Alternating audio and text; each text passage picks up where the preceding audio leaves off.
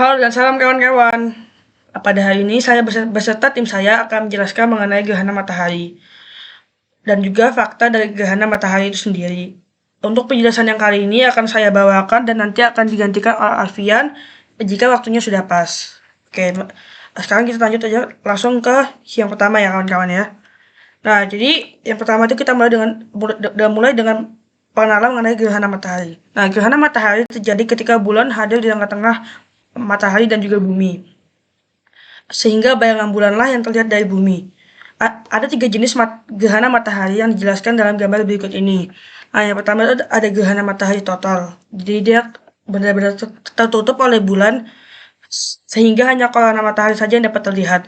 Nah, matahari sebagian itu seperti namanya, dia sebagian doang tuh yang tertutup oleh bulan, dan gerhana matahari cincin itu bulannya berada di tengah-tengah matahari sehingga seperti membentuk cincin seperti yang ada di gambar. Nah, seperti yang sudah kita jelaskan di slide pertama, ada 3 fase gerhana matahari.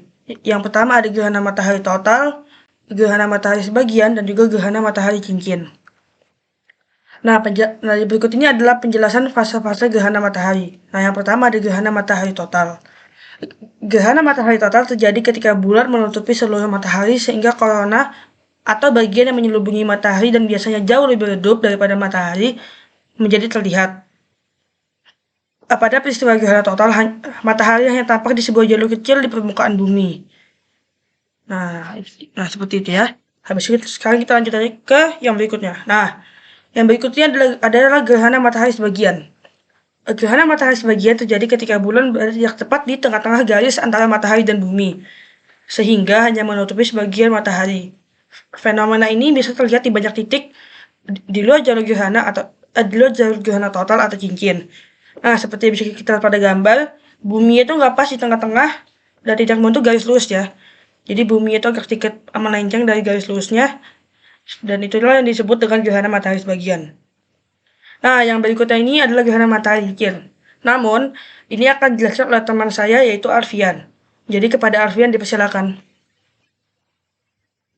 Dikatakan Oke, karena bagian sebelumnya sudah dijelaskan oleh Brian, maka penjelasan selanjutnya akan saya jelaskan. Penjelasan mengenai fase-fase gerhana matahari bagian gerhana matahari cincin.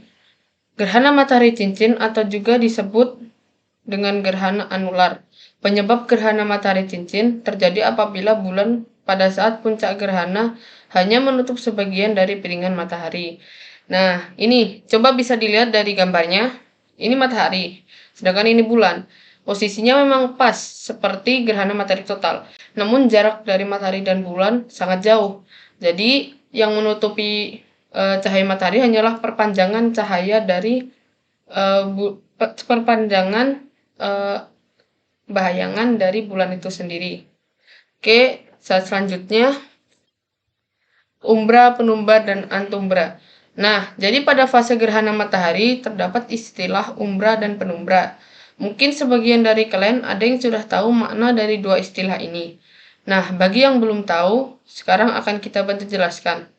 Jadi secara garis besar, umbra adalah titik tergelap dari sebuah fase pada gerhana.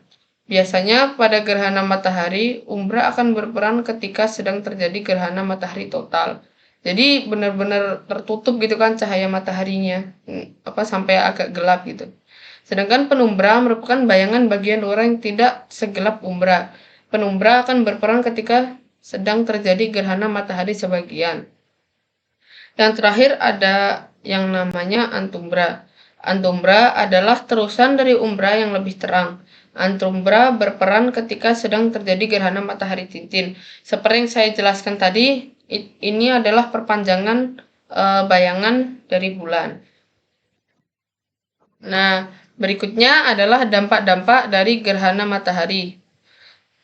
Sebenarnya bagian ini akan dijelaskan oleh Dika. Namun dia tidak bisa hadir pada saat recorder. Jadi akan saya gantikan pada pembacaan slide-nya. 1. Dampak gerhana matahari bagi manusia. Melihat secara langsung ke fotosfer matahari, dalam tanda kurung, bagian cincin terang dari matahari, dapat mengakibatkan kerusakan permanen pada retina mata. Hal ini diakibatkan mata terpapar radiasi tinggi yang dipancarkan dari fotosfer. Meski hanya melihat dalam beberapa detik, kerusakan yang ditimbulkan dapat mengakibatkan kebutaan. Tapi jangan khawatir, jika ingin mengamati gerhana matahari bisa menggunakan pelindung mata khusus atau melihat secara tidak langsung, seperti melalui siaran langsung. Namun perlu diketahui, kacamata hitam biasa tidak aman untuk digunakan karena tidak menyaring radiasi inframerah yang dapat merusak retina mata. 2. Dampak gerhana bagi cuaca. Gerhana matahari total juga berpengaruh bagi cuaca dan iklim. Pada saat terjadi gerhana matahari total, sinar matahari sebagian besar tidak sampai ke bumi. Sinar matahari secara bertahap berkurang saat kontak pertama, kemudian gelap sepenuhnya dan akhirnya normal kembali. Perubahan ini berlangsung dalam skala relatif pendek. Oleh karena itu, dampak pada cuaca hanya terjadi pada beberapa parameter saja, antara lain turunnya suhu, perubahan angin menjadi kencang, tekanan udara turun, dan meningkatnya kekeruhan udara. Fakta gerhana matahari.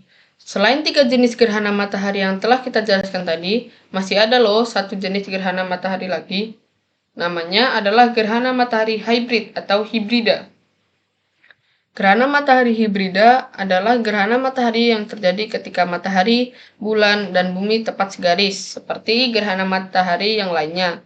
Namun perbedaannya adalah pada suatu tempat, puncak gerhana matahari hibrida terlihat seperti gerhana matahari cincin, sedangkan di tempat lain akan terlihat seperti gerhana matahari total. Jadi tergantung tempatnya, itu bisa terlihat seperti gerhana matahari cincin atau matahari total. Peristiwa ini sendiri terbilang cukup langka terjadi, biasanya 8,8 tahun sekali, dan di Indonesia sendiri terakhir terjadi pada 20 April 2023. Gerhana matahari hibrida di Indonesia ini akan sangat terlihat di Indonesia bagian timur. Oke, baik, itu saja presentasi dari kelompok kami. Sekian dan terima kasih. Mohon maaf jika ada kesalahan kata maupun ucapan baik yang sengaja maupun tidak disengaja. Salam teman-teman. Ya, dadah.